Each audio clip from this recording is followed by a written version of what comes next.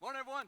Hey, great having you guys this morning. Hey, I did not start this way the last two services, but I wanted to start this way today because, we are a very regional church here. We have a lot of athletes from a lot of different areas, play a lot of different sports. And if you follow sports around here, you know that the Lady Williamsburg Wildcats were district runner-ups yesterday. They got eliminated by Summit Country Day. The Bethel Tate Lady Tigers got beat by a tough Verzale team, so they're district runner-ups. And I think we have a couple Lady Tigers with us here today. So I don't know if Abby Wheeler, Grace White, are they here? Are they here? If you guys would stand real quick. Go ahead, Abby, Grace. And do we have any other Lady Tigers or Wildcats here? All right, so there you go. Great job. Seniors, they're done. Well, not done. I mean, they'll go to the NBA or something. But anyway, they're there. But they're gone, they're done. But we also have another player here who plays for the Eastern Warriors who is continuing on. I believe they are now in the Sweet 16. And this is Riley Leonard is over here. Riley, would you please stand? Now, here's something I got to tell you. Last night, Riley made a last-second shot to take them to the next level. And I wish you could see it because it's on Twitter. You can go watch it if you want to see it. Go to Eastern Warriors. She's a freshman in high school, and I know this is going to embarrass her, but she's got game, all right? So I want to demonstrate how it happened, all right? So I need a couple defenders. If you guys could come out real quick. All right, now, Sean, I want you to stand here. Sean, you stand here and face this direction, okay? And Jay, I want you to stand. Now, the basket is here, all right?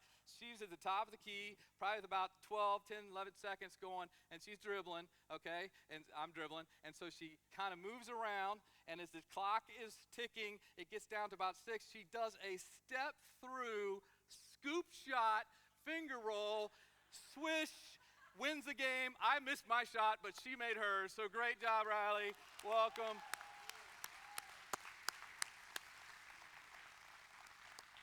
Keep it rolling, all right? Keep it rolling.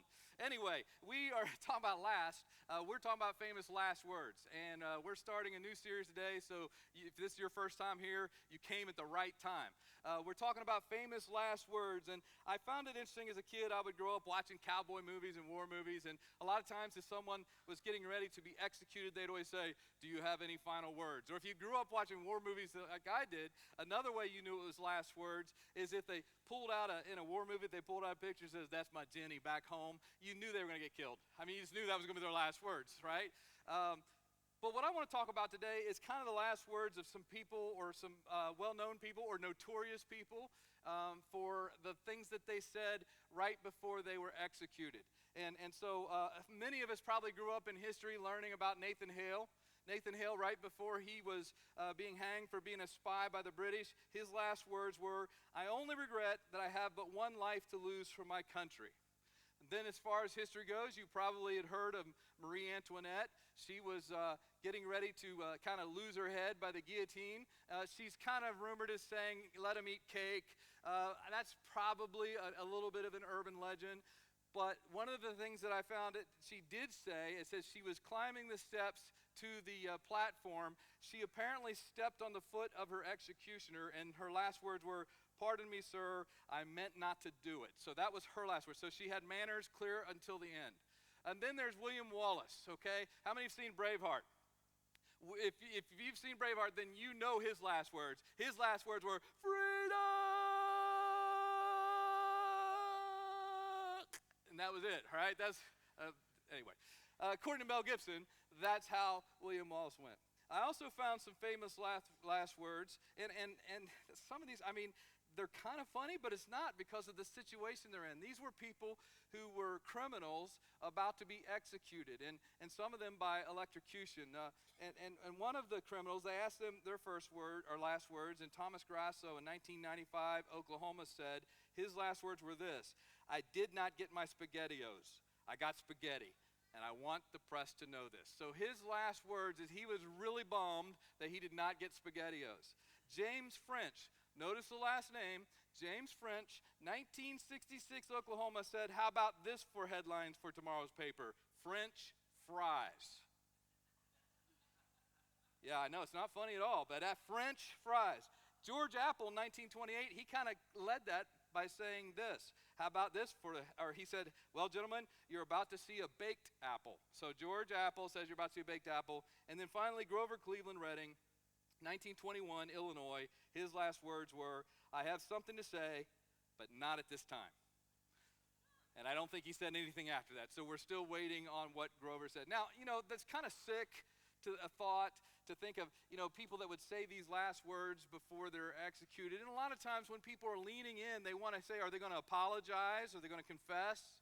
Are they going to give us some brilliant words to remember besides, they didn't give me my SpaghettiOs? Are they going to beg for clemency or a pardon clear until the end? Are they just going to go silently? I mean, those are the kind of things that, you're always wondering what they're going to say. Well, today, I want to start talking about another man who was to be executed. And the words that he had to say were very few. There were very few words. But yet what he said still has something to say right now, today, to us. And of course, I'm talking about Jesus. And this series is going to look at the words or the phrases that Jesus used as he was hanging on the cross. And we're going to take it all the way up to Easter. And the very first of his last words I want to look at is found in Luke chapter 23, verses 33 and 34. It says, when they came to a place called the Skull, they nailed him to the cross, and the criminals were also crucified, one on his right and one on his left. And Jesus said, Father, forgive them, for they don't know what they are doing. Father, forgive them, for they don't know what they're doing. Now, to appreciate that the very first words he utters on the cross, to really appreciate the magnitude of that statement, you have to also really appreciate what just happened to him. Because leading up to that, he has been tried, he has been spit on, he has been abused, he's been ridiculed, he's been tortured, he's been stripped naked, he's been whipped to within an inch of his life, whipped in such a way with a cat of nine tails that had glass and stones in it to where when it would rip, sometimes it would grab the skin and pull out the flesh. And I mean, he was whipped to within an inch of his life. And then he had a crown of thorns crammed down on his head as a way of mocking him for people saying he was the King of Kings, Lord of Lords. And so they put a crown on him. And then they take that beam and they put it on his back, the back that pretty much looks like hamburger now because it was so whipped, and they make him carry it. And then finally they get him to the top of the hill called Skull. And they take spikes and they drive them, one through his wrist, another one through this wrist, and then another one through his feet. All this happens to him. And despite all that, his last words, had nothing to do with him. Even then, he was not self-absorbed or narcissistic. Even then, he wasn't worrying about me, myself, my. Instead, he's dying, he's agonizing, and he says these words, and he begins by saying Father, which you'll know in the next 7 statements that 3 of those statements begins with Father. In other words, he begins by crying out to his Father, which we know that he prayed a lot to his Father. So in a sense, I can relate to that. Because anytime I found myself in a very difficult situation, or a situation where I was hurting, I cry out to my Father too. As a matter of fact, if you took it and look at the record of my prayers, many of them were crying out to my Father when I was in trouble. But I can see myself saying, Father, can you get me out of this? Because they got the wrong man. I didn't do anything. Or Father, can you get me off of this? If you get me out of this one, Father, I promise you, I will go wherever you want me to go. I'll be a missionary in Hawaii. If you want me to go there, I will go. 24/7, I'm yours. If you just give me. That is what my prayer would be. Matter of fact, that's what my prayers are like a lot. God, if you'll just get me out of this, I promise. But his prayer wasn't that at all. His prayer is not about me, myself, and I. His prayer is, Father, forgive them. Forgive them because they don't know what they're doing. And I find that absolutely amazing because the very first thing that demonstrates to me is that even though they nailed him to the cross, he was still very much on mission. He was still doing what he came here to do. Oh yeah, because they nailed him to the cross, his hands could no longer touch people and heal them with his healing touch. Because his feet were nailed to the cross, he couldn't go the places he needed to go to continue to preach the good news. No, he couldn't do that anymore. But it is obvious that even though they had him on the cross, his heart of compassion, mercy, grace, salvation, it was unhindered. They still didn't bind up his heart. He was still on mission, and his last words demonstrate this. Philippians 2 talks about in verse 5 through 8 that we need to have an attitude like Christ, and one of the things it talks about is he left heaven, being there in the comforts of heaven to come here and to take on the flesh of a man and to go and die a criminal's death on the cross. Well, that's where he finds himself, so he's on mission. We all know John 3:16 and 17. You read it earlier. We all know that for God so loved the world that he gave his only begotten Son, so that if you believe in him, you will not perish but have everlasting life. But in verse 17, it reinforces this, and we don't memorize this one, but God did not send his Son into the world to condemn the world, but to save the world through him. So he came to bring mercy, to bring forgiveness, to bring freedom from sin and shame and death. And he demonstrates he's on mission because what he is doing at that moment is saying, Father, forgive them because they don't know what they're doing. And I find that so amazing because he's not saying those words to his family. He's not saying those words to his friends. He's not saying it to his followers. He's actually saying it to his enemies.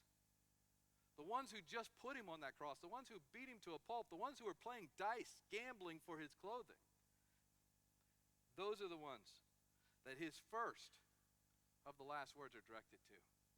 Father, forgive them, for they don't know what they're doing. Now, I'm not sure about you, but I have a hard time wrapping my mind around that because I have a hard time extending grace sometimes just to people in general. Now, what I'm about to say for the next few minutes is probably going to shock some of you because we like to put pastors on this pedestal where we think that they were all just got it together. Well, if you know me, you know that's not true. But the thing about it is I'm trying to think about having grace and mercy for like he did, and I'm sitting there thinking, I have a hard time with people. People that weave in and out of traffic without using their turn signals burns me up. I get mad. I don't even know those people, and I am now aggravated at those people. If they get out ahead of me, I'm competitive. I don't like the fact that they got out ahead of me and they are now ahead of me because they're exceeding the speed limit only a little more than I am, and they're not using their signal.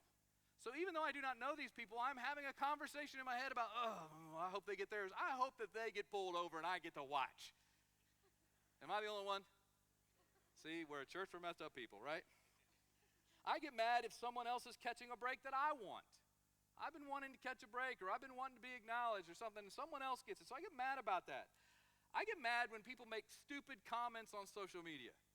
And what I mean by stupid comments on social media is what they say does not agree with what I say. And what I say is right, and what everybody else says is stupid, right? I mean, it just makes me mad, because it's like, you know what, you're getting it all wrong. And these are people that upset me. And sometimes I can be so easily bothered by people. And I'm just going to share a little story, a true story. And it's going to, again, some of you may even get up and leave this church after I tell you this story. If you're looking, you're like, we're going to keep looking because this pastor is messed up. But here's what happened. Last Monday, I had a meeting on the far west side of town. The Bethel Tate Lady Tigers were playing at Fairfield and their game, and it started at 7:30. But I was done with my meeting at 3:30. I didn't want to come all the way out here and go all the way back. So I just decided to stay on the west side of town. And around 4:30, I'm realizing, okay, you can only do jungle gyms over there for so long. And so I'm like, okay, I think I'm going to eat. Got a few hours. So I'm cruising around trying to find some place to eat. I didn't want to do fast food. I wanted to kind of sit down and chill. So I decided to pull into the Olive Garden right there on Route 4. And Olive Garden is a place that normally I only go to if it's on a date with my wife or with the family. It's not one place that I would choose to go by myself. But I had some study materials for my sermon this week. I have my notebook, and pasta to me is a comfort food. And I thought, yeah, I'm going to do it. I got 3 hours to kill. I'm just going to chill at Olive Garden. So I go in there at like 4:45, and there's nobody in Olive Garden except really for me and one other gentleman. So they take me into this entire section that's cleared out. There's nobody in this section. You all could be this section, all right? There's nobody there.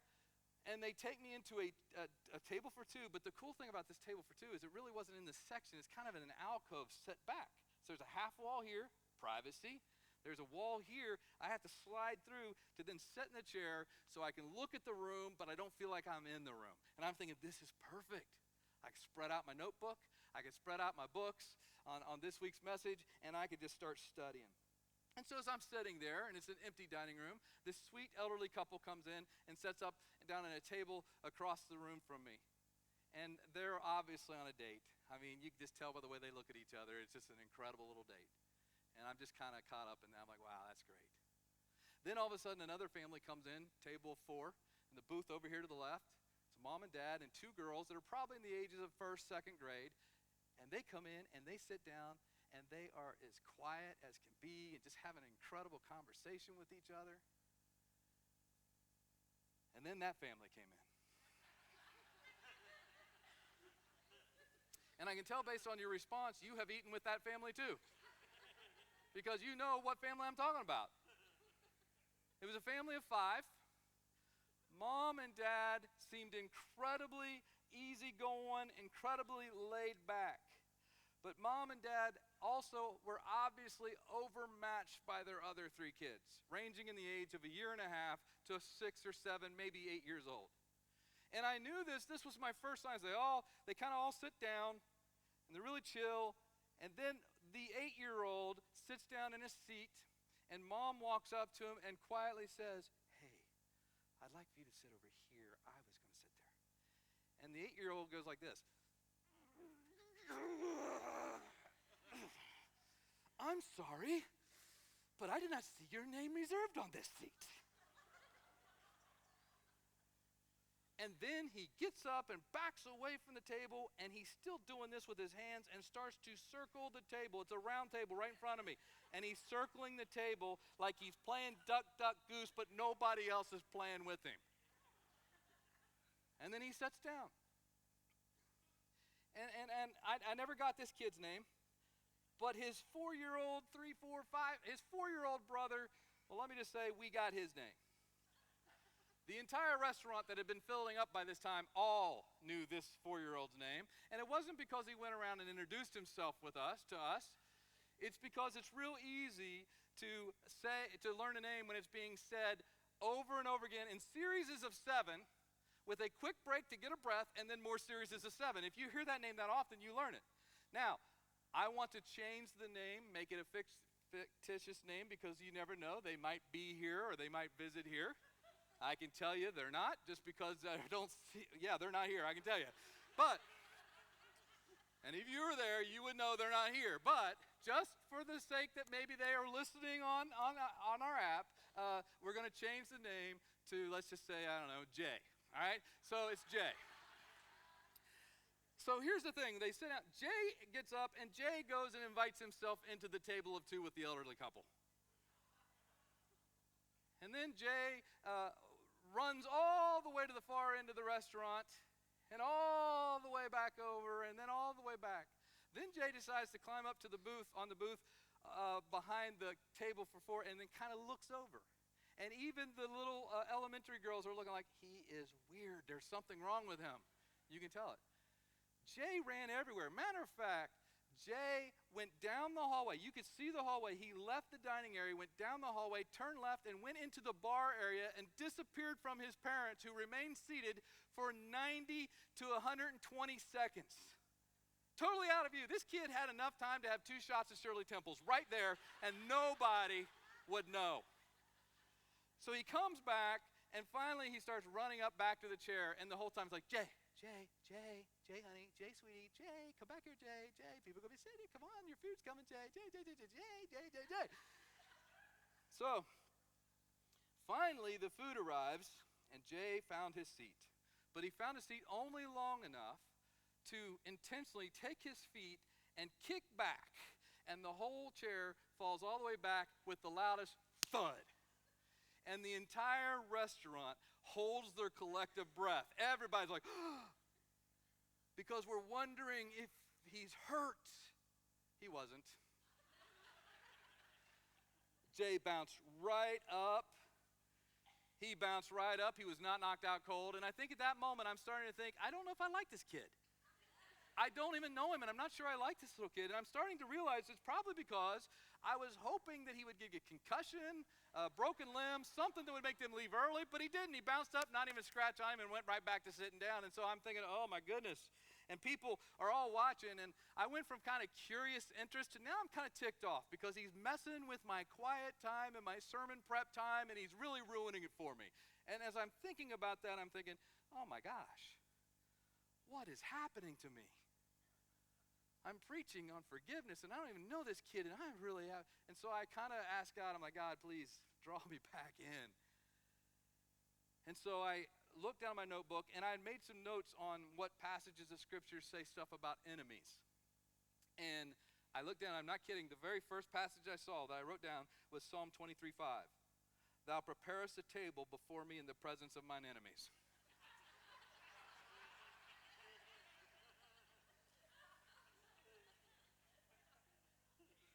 Now, for those of you sitting there and say, oh, the Bible's not relevant, it's an old-fashioned book. Oh, it was relevant. Very relevant. And then I thought back to the words of Jesus for today. Father, forgive them, for they know not what they do. And at first I'm thinking, God, you're right. Forgive these parents, for they obviously did not know what they were doing. But I don't think that's what he was meaning here. What he was doing instead is talking about his enemies. Now here, I get it, parents. If you're parents of small kids in here, relax. I'm not talking about you or to you, because the reality is, I think why we can all chuckle about that is because we have either been that couple that went out for a quiet dinner and it didn't end up being as quiet as we thought, or we went out to dinner because we didn't want to be at home. Let's go out and let's take the family. And you're sitting there and you realize you've lost control of the family and you're like, I don't know what to do. We've all been there. I can't even go into the time where Hannah and I were flying from Pittsburgh to North Carolina, a 90-minute flight. She's 2 years old. She's screaming the entire flight. So I get it. I know what it's like. And it's tough. The reality is we all struggle. But the point I'm trying to make is I'm studying for a message on forgiveness. And I can easily slip into disliking people, being mad people, or resenting people I've never even met. And I'm not even talking about people who trying to kill me, execute me, ruin my life, who are standing in opposition to me, persecuting me. I'm not even talking about these people. I mean, if I'm going to have anything to say in the final moments of my life, it probably isn't going to be directed or wasted on my enemies. And if it is, it's going to be more like, Father, would you please strike them dead, smite them? Or may the fleas of 1,000 camels infest your armpits. That's what my wife says. So, for those of you who think my wife Cindy is sweet as could be, yes, she is until she wants to infest a lot of fleas in your armpits. But if I only had enough life left to say a few words, forgiveness to my enemies would not make the list. It wouldn't make the list. But it made Jesus' list. Because he's obviously still on mission. And here's another amazing thing about it. It also shows that he is not a hypocrite. His followers may be hypocritical. We may talk about how we follow him and do as we say, not as we do. But he is the real deal, the genuine article. He says what he means and he does it. And here's what I mean. He can say on a sunny day what he's saying on the stormiest day of his life. A park-like setting kind of day or a hanging on the cross kind of day, he's still talking about practicing forgiveness of your enemies. Let me show you the good old days. If you go to Matthew chapter 5, it's known as the good old days. And why do I say good old days? It's early in his ministry. He's starting to get some followers. He's talking to a crowd of people on a mountainside. It's known as the Sermon on the Mount. It just doesn't get any better than that. There's people who are being healed. People are talking about it. There's good stories, good followers. That's what he's at. He's Sermon on the Mount. He's preaching. He's talking about stuff. And if you look at Matthew chapter 5, verse 38, he says this, you've heard that the law that says the punishment must match the injury. An eye for an eye and a tooth for a tooth. But I say, do not resist an evil person. If someone slaps you on the right cheek, offer the other cheek also. It's amazing the beating he took and he never uttered a word. Then you look at verse 40. If you're sued in court and your shirt is taken from you, give your coat too. If a soldier demands that you carry his gear for a mile, carry it for 2 miles. Give to those who ask, and don't turn away from those who want to borrow from you. I wonder if he was already imagining, or if a soldier asked you to carry your cross for 1 mile, carry it too. And then he says this, verse 43, you have heard the law that says, love your neighbor and hate your enemy. But I say, love your enemies and pray for those who persecute you. Love your enemies and pray for those who persecute you. You mean sort of like, Father, forgive them, for they do not know what they are doing. It's easy to say that on a sunny day on a hillside with the Sea of Galilee shimmering in the background. But to continue to say that and practice that while you are being crucified on a cross within an inch of death, and you can say that, that's consistency. That's being the real deal. And Jesus is the real deal. And we can see his life and how it's consistent. But here's the thing. If we are followers of his, we need to be the same way. As a matter of fact, we better be the same way. Because Jesus teaches his disciples the model prayer. And many of you have heard or maybe memorized the model prayer that begins with our Father, which art in heaven, hallowed be thy name. But in verse 12, there's a little line that says, and forgive us our sins or trespasses as we have forgiven those who sin and trespass against us. And then just 2 short verses later, Jesus says this, if you forgive those who sin against you, your heavenly Father will forgive you. But if you refuse to forgive others, your Father will not forgive your sins. So how do we take the very few words that Jesus spoke on the cross and apply them as Christ followers? How do we do that? Well, I think the first thing that we need to do in order to be able to live that kind of life is for many of us is you need to receive the forgiveness that he offers. I heard someone once say, we are incapable of forgiving the way that Jesus forgave until we receive the forgiveness Jesus offers. You know, we're incapable of forgiving the people that Jesus forgave until we're able to receive the forgiveness that Jesus offers. And he does offer forgiveness to every single one of you and me that are sitting here right now. And maybe your greatest need right now is to receive that forgiveness. Maybe you're in church today for the very first time. Or maybe you're in church for the first time in a long time. And maybe you were raised to hear all the things that you do to upset God, to make God mad, to tick him off. And you've heard all the things that you've done wrong. And so you carry all this weight and you carry all this shame and all this from the stuff. And you've just been beat up. Here's the part that you miss. You matter to him. You do. You do. The you right now, the you. He's not surprised by what you've been doing, what you are doing. He's not even going to be surprised about what you're yet to do. But you still matter to him. That is why he went to the cross. So whatever weight of sin or shame or secrets you're carrying around, or it's a hurt or a habit or a hang-up that you're dealing with that's weighing you down, you need to receive the forgiveness that Jesus offers you. You have to. You receive it. You have to. And it's free. It's free. You don't have to pay a thing for it because he did. He paid for it all.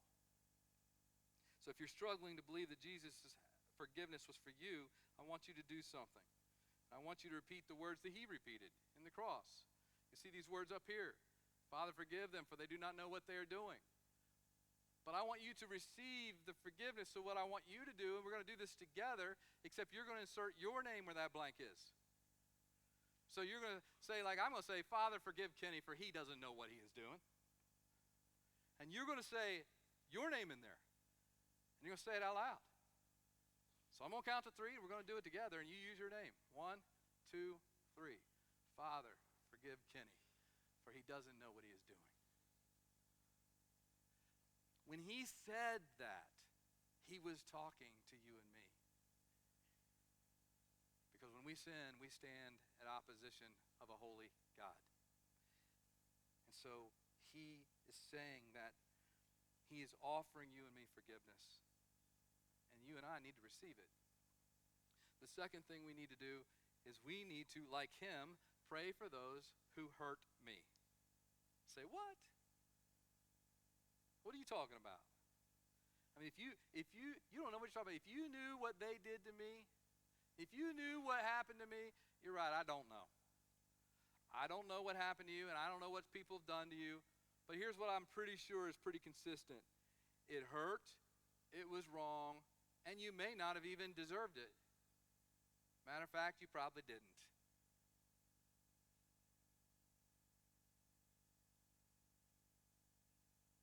For some, just the idea of thinking about a name of someone that you know you need to pray for causes your jaw, you start to shake. Because you don't want to. They wronged you, they hurt you, and to be honest, they deserve to pay for what they did to you. I get it. I get it. Jesus does too. Because there's a lot of wrong that was done to him. And yet he still said, Father, forgive them.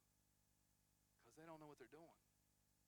So here's what I want us to do. I want you to think of someone who's hurt you and narrow it down to just one, okay? Just one. Just one person who has hurt you. You know who that is? For some, it probably came quick.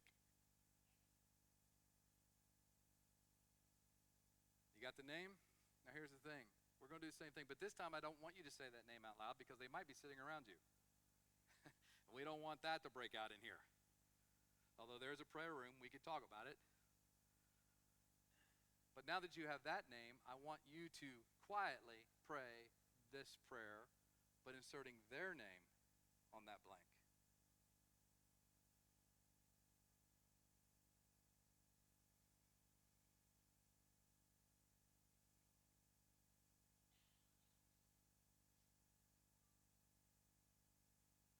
You see, we have to receive his forgiveness because that's why he went to the cross in the first place. But then we also need to pray for the very forgiveness that he offered us, we need to offer to those who hurt us. And then the final thing is we need to release the ones who hurt us to God. Let God handle it. Colossians 3:12 says this, since God chose you to be the holy people he loves, you must clothe yourselves with tender-hearted mercy, kindness, humility, gentleness, and patience. Make allowance for each other's fault and forgive anyone who offends you. Remember, the Lord forgave you, so you must forgive others. And above all, clothe yourselves with love, which binds us all together in perfect harmony. Now, there is no fine print, special clauses, or exceptions there. You must forgive others, just as the Lord forgave you. And part of forgiveness means that I'm going to release my right to retaliate. I'm going to let it go. Romans 12 says, never pay back evil with more evil. Do things in such a way that everyone can see you're honorable. Do all that you can to live in peace with everyone. Notice that's on you. Do all that you can to live at peace with everyone. Dear friends, never take revenge. Leave that to the righteous anger of God. For the scriptures say, I will take revenge. I will pay them back, says the Lord. You see, if there's any punishment that needs to be administered, leave that into the hands of the perfect God who knows the entire story. He sees it all. He knows the context. And I think he's the right person for the job to handle it. And we let it go. Lewis B. Smead said it best, to forgive is to set a prisoner free, only to discover the prisoner was you. Release the one who hurt you. Release it. Now, look, I get it. I have a hard time with people at Olive Garden. So I'm not throwing stones at glass houses here. I'm not preaching at you. Because here's the thing. Here's what I know. That my gravitational pull, my fleshly self, my gravitational pull is towards vengeance and revenge and make sure they get hurt just as bad, if not worse than they hurt me, and they get what's coming to them. That's my gravitational pull. That's what I tend to default to. But if you'll notice, Jesus, he pursued none of that. Rather than vengeance and revenge, he offered forgiveness and vindication. He offered absolution. He offered freedom from our sins. And if you identify yourself as a follower of Jesus, you cannot sidestep the fact that if you're going to follow him, you need to act like him. You need to behave like him. You need to go where he wants you to go, and you need to say the things he would want you to say. That's what a follower of Jesus does. You can label yourself a Christian all day long, but a follower follows Christ in our words, in our deeds, in our actions. And what we see with him is God does hold us to a higher standard than the world does. We know what the world's message is. We're going to get revenge. We're going to pay back. They're going to pay. That's the world. But God calls us to a higher standard. We're not to transform and be into the world. We're to transform and be like him. And when he calls us to follow his lead, I can promise you, and you know this to be true, if you've tried to follow him, where he leads you will not be easy, it will not be comfortable, and it will most likely not be popular. But forgiveness is doing my part to let it go, to reconcile the relationship the best I can. Now, I want to say real quick, because some of your heads are turning, there is a difference between forgiving someone and trusting them again. Because if someone has hurt you over and over again, you don't just say, all right, I forgive you, let's just pretend like it's never happened, and then they turn around and come back and keep abusing you, keep taking advantage of you, keep cheating on you or whatever. You see, you need to forgive, you need to let go, need to let God take care of it, so that you could be released. But you still need to be as shrewd as vipers and as innocent as doves. You still need to be wise about it. You don't be naive and gullible. I mean, they still have to earn some trust. That doesn't mean you didn't forgive them. You do, you just let it go, you're going to forgive. But you still work at it. And they got to earn the trust. But you got to release them to God. I remember seeing this picture on Beth Moore's Twitter feed in March of 2017. And the caption said this: Keith found this yesterday on a remote piece of land. 2 bucks fought, locked horns, and couldn't let go. They died that way. For God's sake, let go. I saw an image for those hunters. You probably know this in Ohio. 3 bucks, locked horns, 3 fighting. And were found in a pond or in a stream. The 3 of them drowned because they would not let go. And they drowned. And what she's saying is what's true. For God's sake and for your sake, let go. Release. Let it go and let God handle it. Because if you keep locking horns, it will be the end of you too. Let it go. The wrong that's been done against you, that's not going to get changed. It can't be undone. But I can tell you what will be undone. You. If you hang on to the bitterness, the resentment, the anger, it will change you. The toxicity will come onto you, and you will be the one who won't be able, and it'll be the death of you. So that's why in Ephesians 4:32, it says, be kind, tenderhearted, and forgive one another just as God, through Christ Jesus, has forgiven you. So you got to release it. You got to let it go. So, as we begin with the first of his last words, Father, forgive them for they do not know what they're doing. How are you doing at that? You got some work to do? Who's the hardest person in your life to forgive right now? And the right answer can be yourself. Because for some of us, it's ourselves. We can't get past it. Can't get past ourselves. We say we accept the forgiveness of God, but we can't forgive ourselves. So for some of us, ourselves. So just as we finish, a couple quick homework or action steps or things to work on. First of all, if you have someone that's name was up there that you know you need to forgive, you need to tell them you're going to forgive. Then that might mean a phone call. That might mean a one-on-one meeting. That might mean writing to them. Maybe it's somebody from your past that's now deceased. and it still haunts you. So for you, maybe you need to write a letter and take it to their gravesite and just leave it there.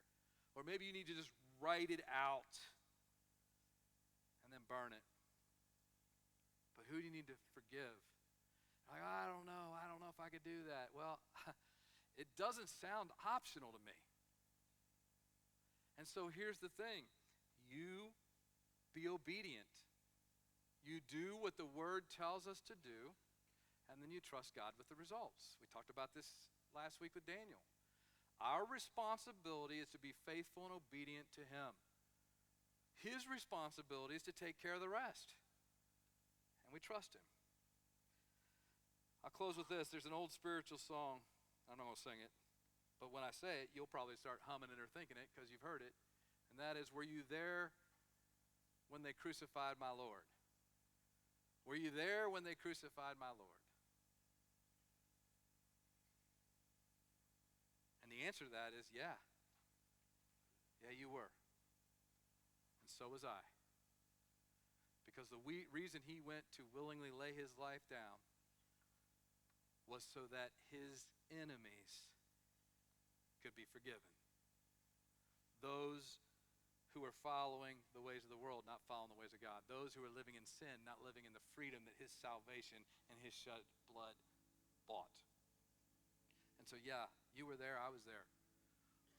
He was crucified like a criminal for crimes He did not commit. He was crucified, and it was bloody because God was pouring out the wrath of God on Him. And we'll talk more about that in the weeks to come. Because of the crime that was committed wasn't the crimes He committed, it's the crimes of humanity that we all have committed. And so, yeah, you were there. I was there. You and I were on His mind. But we were on His mind when He also said, Father, forgive them, for they don't know what they're doing. So receive it. Receive that forgiveness. And then go and do likewise. Pray with me. God, you know how hard it is to prepare and to preach stuff that even it just gets into my grill, God. I can't even sit in Olive Garden without getting flustered. God, I've done so much worse. And I've had a lot of people do some pretty bad things or offensive things. But God, you show us in the words that Jesus spoke. Of all the few words He said, He leads with this: for us to be forgiven. So God, I know that there are people in this room who need that. They need to receive that. And I also know that we have people we need to extend that forgiveness to. So God, I pray that you meet each and every heart that's here. Every heart. You meet them where it is, where they are. I pray they're honest with you. They're honest with themselves and with you. And God, if they need to respond, if they need to come up and have some people gather around them at the crosses to pray, then God, I pray they do that. If they need to be baptized, to be buried like your Son was buried, and to be the old self to be put to death and to rise with a new life, just like your Son rose. God, maybe that's it, that they would respond to that. God, I know every single one of us had a name in that blank. So I pray that we not only say we're followers, we live like we're followers. And I thank you for Jesus. It's in His name I pray.